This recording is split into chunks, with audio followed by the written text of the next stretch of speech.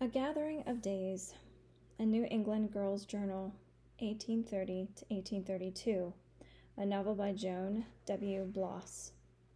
Chapter 8. Saturday, February 26th, 1831.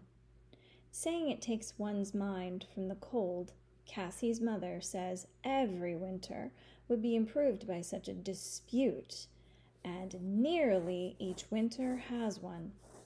A heated argument? Asks Cassie's father, and winks at that, midst merriment, which rather concludes the discussion. Now must the teacher look for new lodging, the M's being loudest and first to condemn him, and where he is living besides. The Shipmans have offered to take him in. However, they, Shipmans, demand to be paid. The M's point out they've defaulted not, and thus deserve the full fee for the unexpired term. Father says this poor nation of ours can scarce expect its affairs in order so long as New Englanders, being what they are, care more for cash than scruples. Sunday, February 27th, 1831. Teacher Holt sat with the Shipmans at services today. Father says that when he is done with the spindled maple wood chair, he'll not make a candle stand after all, but rather another matching chair to keep it company. Would not a chair want that? He jokes. Same as a mortal being? Tuesday, March 1st, 1831. A delegation came round to the Shipmans, and now the matter of Teacher Holt is as good as settled. Hereafter in school, we'll read only such texts as the town approves. The M's will receive one half the due board, the rest of it going to Shipmans. As this leaves the Shipmans some dollars short, the teacher has pledged to Cassie's father that he shall work so and so many days, come time for plowing and planting, to satisfy the debt. The Shipmans are well pleased. What farmer's household needs not more help, and some cash besides? 'Tis certain they have more chambers than they use despite Aunt Lucy's visit.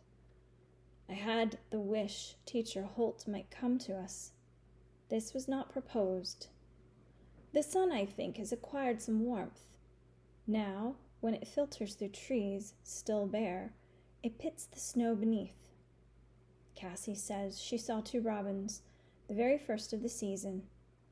Tradition has it that luck will be hers, but spring, I think, suffices, and spring comes to us all.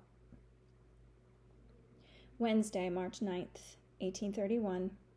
How welcome is the pretty bird who sits upon the tree, nor would I ask for gold or silver, no, silk, as spring is wealth for me. C.C.H. Friday, March 11th, 1831. Joshua Nelson was thrashed again for sleeping over his books. I know that I should die of shame, but he will ever make light of it, and grins when it is over. So what does it serve? I challenge Cassie. Those who fear it avoid the lash, while those who mind not, mind not. We sometimes consider that we will be teachers, if only in the summer months when females are employed. My mother was a teacher before she married. She used to tell me how she met my father, being boarded at a farm near his, and much preferring his company to that of the cruder household at which she was lodged by the town. Saturday, March 12th, 1831. Father today completed his chair. A very excellent piece. One can tell it was made with care, and no part of it hurried. We set it in the northeast window. There it will catch the sun in the morning, yet be at the margin of the light cast by the fire at night. Mattie begged to be the first person ever to sit in it. This she was allowed. As she placed her foot on the rung, a place where no foot had rested before, it came to me that one day the wood must be worn away from the smooth perfection of its present shape. Yesterday I neglected to record what happened when I returned to the schoolhouse after the general dismissal. Teacher Holt was at his desk and sitting at the small scholars' benches, as if it were quite the usual thing, was a good half dozen of the older boys. Asa and David Shipman were there, and one of the older Prestons. Although one would scarcely know it was he, there I glimpsed Josh Nelson. Now he sat at full attention, his long knees bent to the low front bench, his chin cupped by his hands. Teacher Holt was in mid-discourse, Garrison's paper open.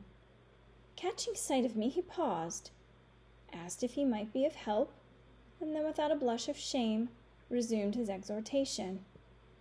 Cassie, when I told her of it, said that everyone knows but me, and how had it escaped me? Teacher Holt abides by his promise not to teach within school hours. Texts not approved by the district, but after school is a different case, or so he reasons it out.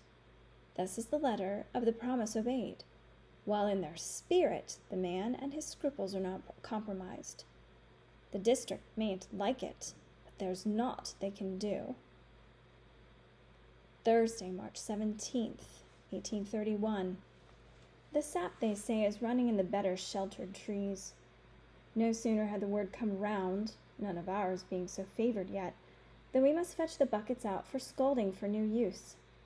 I think there was never a gladder sight or a more certain sign of spring than pails up tilted to the sun on the south side of the house. Although yard and road are boggy in places, yet in the deeper part of the woods is there a foot of snow. 'Tis there they will take the oxen tomorrow, their very passage with drag logs behind, serving to clear a path to the camp where we'll have the sugaring off. Friday, March 18th, 1831. Today I am 14 years old. While I prepared our midday dinner, Father came to talk about the day that I was born. He remembers well it had snowed 9 inches just the night before my birth, and 10 the day preceding. Most of the previous snow had melted, and they'd had flooding on River Street down in Holderness.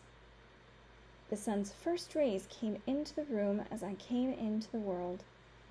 They'd wrapped me well, and there, with my mother, I lay in the room which they'd planned for the purpose and called the bourning room. Later my mother died in that room, but none ever called it a dying room that I heard tell about. I do not like to think of it. Her face had gone on a sudden old, and all its color gone. Father this morning was full of good cheer, and told how proud and happy they'd been, the house being newly completed, and now graced with a child. He had 3 acres mowing, he says, and half a 1 arable, 1 each of horse and cow and ox. The latter my mother had nursed to health when no one else was able. The horse died just before she did, was injured, sickened, up and died.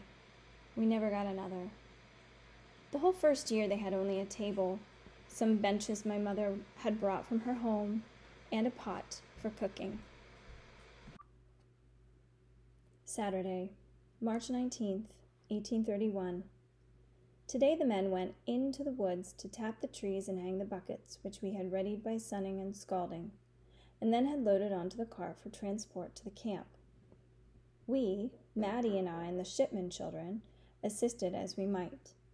Little Willie was excluded from this, being still too small to go to the woods, to his great disappointment. Even as the taps were placed, the men doing this throughout the grove, the boys cut pine boughs, which we then used to recover the shanty. They expect to start the fires tomorrow when the Sabbath ends. 'Tis is a well-known New England tradition, sprung from a mountainous land. Start the Sabbath day by the almanac, but end it when the western hills first lay claim to the sun. Thus are the Saturday hours prolonged, while the desired reverse effect is applied to the Sabbath's duration.